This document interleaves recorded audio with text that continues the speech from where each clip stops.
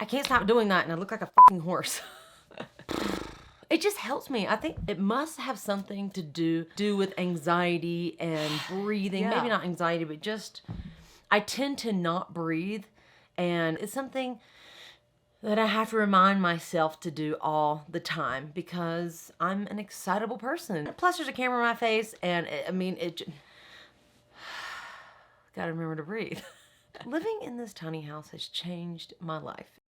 I decided one day that I wanted to change my life, and I was dealing with a ton of anxiety. So I said, okay, I'm going to try minimalism. And this is in 2014, and it's 2021 right now.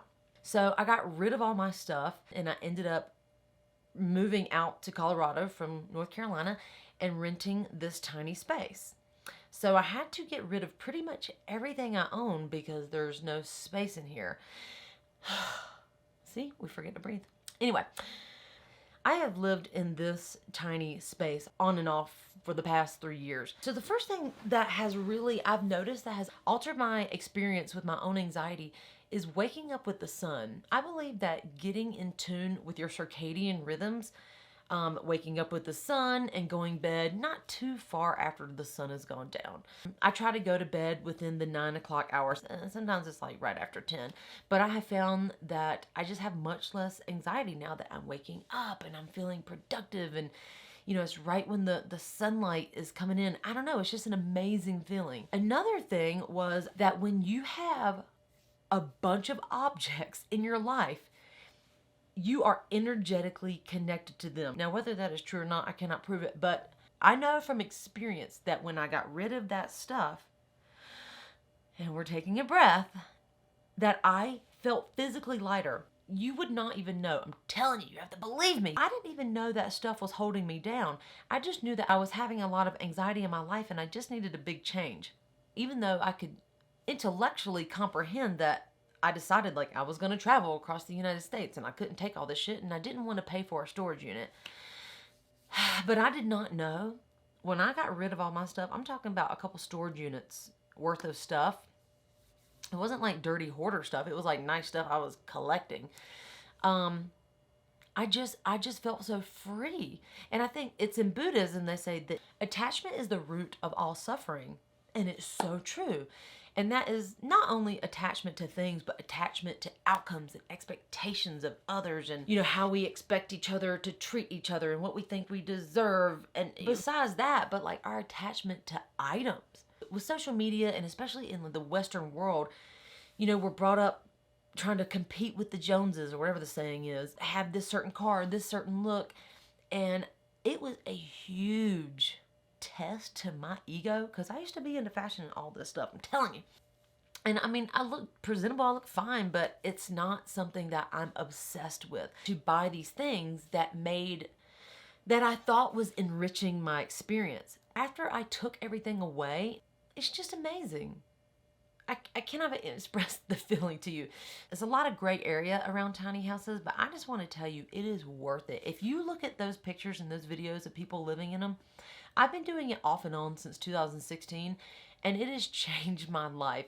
And now, when I go to other people's houses, the bigger the house you have, obviously the more you have to clean it, the more you feel inclined to fill the space. Then you're shopping more, you're spending more money. It depends on if it's for you. If you are drawn to tiny houses and you live in one, and you start going to regular people's houses, you see how they kind of become a slave to those houses. The United States, people live in way bigger houses than they need, but it's not like that in a lot of other countries. It's a job in itself to keep up with those kinds of things. And then you're missing out on experiences. I only have so much I can do in this tiny area before I decide to venture out into the world or go outside. Now that I've lived in here and I've gone back to a housing situation or an apartment situation and I've come back here, now I realize I don't like living in apartments because you're in the middle of all these different people and all these different energies and personalities, along with all these different electronics and Wi-Fi signals, and I just find it very intense. Their energy, their drama, because all that shit emanates from all of our stuff, our animals, the content we're watching, all of that. when you start making a decision that this is what you want to travel. Maybe you want to live in your car. I've lived in my car and traveled around. I've been vagabonding. I've lived in eco villages. I've lived in several tiny houses.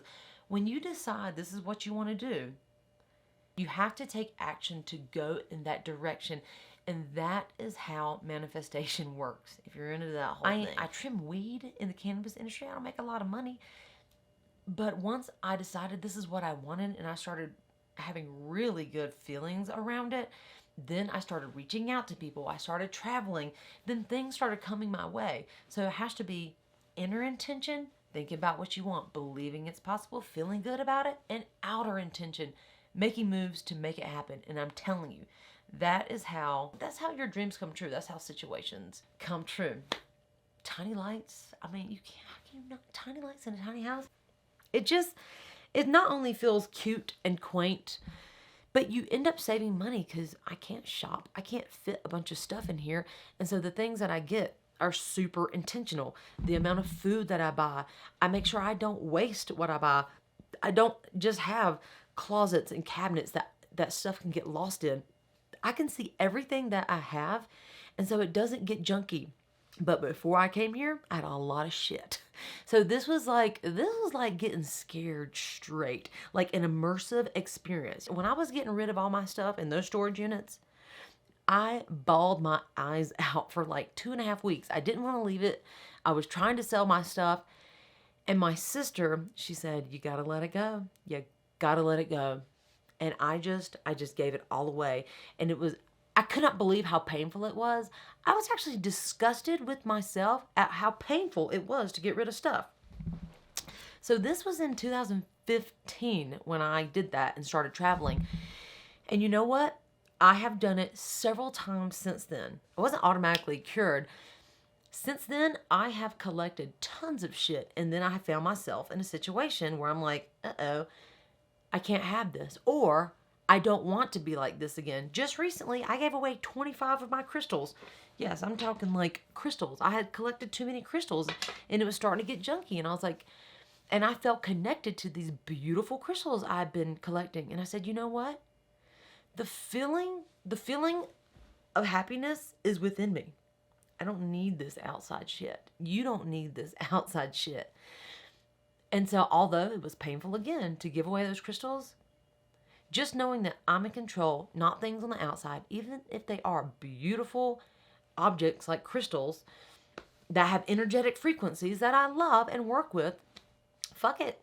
Fuck it. At the end of the day, I can create every feeling, every frequency, everything that I need from intention alone. Everything on the outside, it is either adds to the situation or subtracts from the situation. So if you want to live in a tiny space, change your life, you just got to go for it. Just let go of the stuff. I didn't even know this was going to be about letting go of the stuff, but living in this tiny space and going through the difficult time of letting go of my shit has changed my experience so greatly. I don't ever want to go back. And now I am starting to work towards, okay, what do I want? I want a tiny house and I want a yurt and I want to find some land. So that's what I'm looking for next. And I will update you as that happens. So